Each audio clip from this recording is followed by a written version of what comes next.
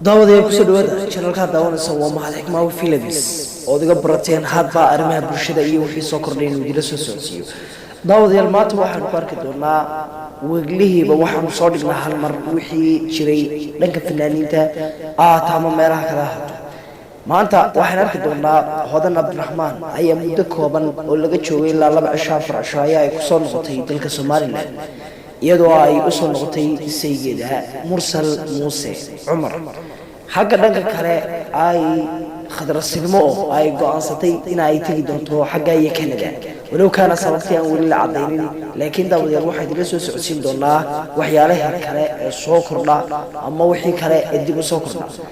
labadan ayaa uu ka biloobay jaceylkooda meel fog Mursal iyo khadra silmo kadib markii ay ku soo biirtay ama ay lamaana kale la noqotay Hodan Abdiraxmaan habdara wixii ka taagan waa mushaakil aad iyo aad weyn dhanka iyo dhan loo batay ilaa xilliga lama garanayo sababta Hodan Abdiraxmaan ay xaq u tihi waxay ahayd inay saygeeda Mursal ay geysay xagga ay xagga ay go'aansatay